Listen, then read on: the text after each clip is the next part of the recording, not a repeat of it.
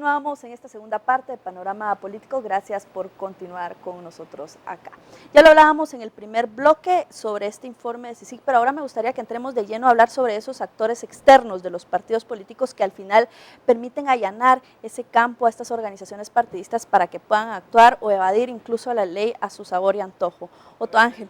Perdón, Gladys, dentro de lo que CICIG plantea hay dos lecciones muy importantes que hay que seguirle la pista. Una es que el financiamiento, el gran financiamiento de los partidos políticos ya no viene de estos grandes actores, sino de pequeños actores, pero que sumados son grandísimos, que vienen desde la estructura, desde las municipalidades. Pero sí hay factores determinantes que la misma CICIG señala. Uno quizá de los que hay una urgencia más importante de entrarles, no solo por la CICIG, sino por muchas voces que hay, es el del monopolio de la televisión. El comisionado Iván Velázquez dice que el monopolio de la televisión es el gran elector durante los últimos años. ¿Por qué? Porque ha decidido privilegiar a los candidatos que le parecen convenientes para él y silenciar, quitar de la agenda mediática de los 4 canales de televisión a los candidatos que parecieran no convenirles. Esto es un principio antidemocrático a todas luces y que lo que está haciendo es que hace que los candidatos que tengan dinero, que ya sabemos cómo lo obtienen, es decir, la mayoría por la vía ilegal, puedan tener preeminencia durante toda la campaña electoral.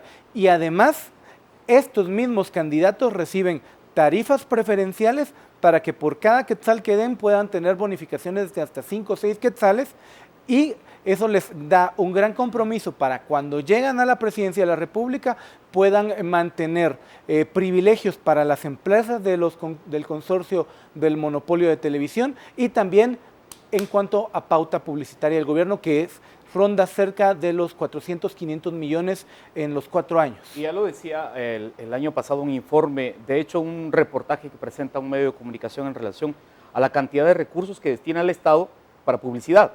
Y en efecto, el 75% de esos recursos va hacia este monopolio. Y de ahí el resto se distribuye en el resto de medios de comunicación. Rubén Zamora se quejaba mucho de ese complot que hace el gobierno en relación a su medio de comunicación porque no le da la pauta. Y así los demás medios ven minimizados sus esfuerzos en relación a poder sobrevivir porque no tienen esos ingresos que el Estado distribuye de una forma... Ni tan minimizados como decía el comisionado, porque al final él decía que un alto porcentaje, de hecho el más grande porcentaje de plata que tienen los partidos políticos se va a los medios de comunicación en general. Y aquí hay que resaltar también algo que, por ejemplo, mencionaba Otto, viene este monopolio y elige a qué partido, digamos, apoyar o a qué partido le conviene apoyar, pero no necesariamente, o mejor dicho, ni siquiera es en la más mínima parte, porque le conviene ideológicamente, porque le conviene por sus propuestas, le conviene económicamente precisamente por esto, porque tal vez tiene más garantizado llegar al poder y entonces desde el poder, entonces ya viene y le da al final o le retribuye esto con la pauta de gobierno, que ahí también volvemos al tema de las juntas licitadoras que Miguel lo ha mencionado. No solo la pauta de gobierno es la que está en juego.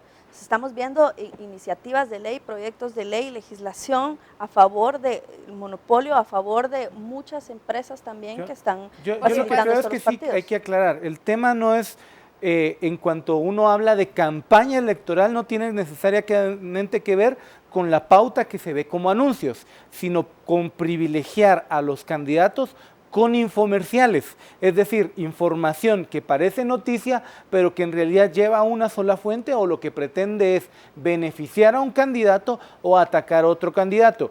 Y ahí hay 2 ejemplos muy claros, y uno lo cita el comisionado Velázquez.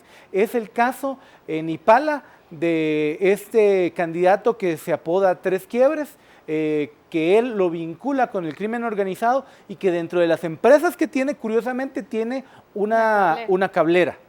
Y seguramente en esa cablera hay una promoción hacia Tres Quiebres. Y el otro caso que muchos están viendo es el del canal de televisión vinculado al partido líder, que tiene exclusivamente publicidad del partido líder, y eso es legítimo. Lo que no es legítimo es solo llevar la agenda del partido líder y servir de caja de resonancia de un partido, porque lo que se está previendo es cuando, si llegan al gobierno, van a recibir contratos millonarios y van a ser la voz del gobierno.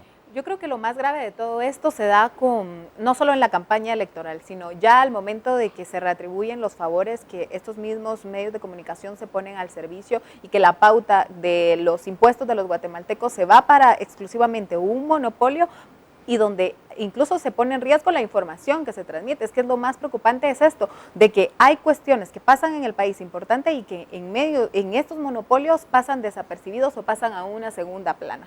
Entonces yo creo que ahí está lo más grave, que al final se le está dando información no consistente a la población y ahí sí está en riesgo el sistema. Ahora, antes de que concluya este bloque, porque ya se nos está acabando el tiempo, me gustaría que hablemos brevemente sobre esta situación que está enfrentando Libertad Democrática Renovada, que es que prácticamente podría estar en riesgo la candidatura de Manuel Valdizón por este informe que también presenta CICIG, donde dice que el vicepresidenciable lavaba en contubernio con otros 2 diputados cerca de 937 millones de quetzales. Yo creo que hay algo muy quetzales. importante que mencionar en relación a ese sentido, y es que no es un ataque sistemático contra el líder. O sea, los diputados que están siendo señalados ya militaron en otros partidos políticos y de hecho, de la fecha en la que se les acusa, estaban en otros partidos políticos. Es decir, no es un ataque al líder. Estos candidatos ya venían haciendo sus fechorías desde hace mucho tiempo y las investigaciones venían desde años atrás. Ahora que todos convergieron en líder, porque es el partido líder, valga la palabra, ahí es entonces donde convergen todos estos diputados y vienen las investigaciones y los pueden capturar en ese momento. Pero no es directo para Miguel tiene razón, este no es un ataque al partido líder, es un ataque al sistema. Y por eso vemos el silencio de los partidos grandes en cuanto a salir y condenar y decir no voten por esta gente. En cualquier otra democracia, estas indicaciones harían que el resto de partidos políticos iniciaran una campaña muy dura en contra de quien está en la punta. Y no lo vemos. Esta investigación que hace la CICIG del caso lavado y política es un golpe similar al que hizo la CICIG cuando investigó el caso de la SAT. Digamos que cuando fue la investigación de la SAT lo que hizo fue, digamos, lastimar un poco a la vicepresidenta o pasarse jalando a la vicepresidenta Roxana Valdetti, y este es un caso similar, pues ahora lo que hace también es lastimar al que iba para vicepresidente.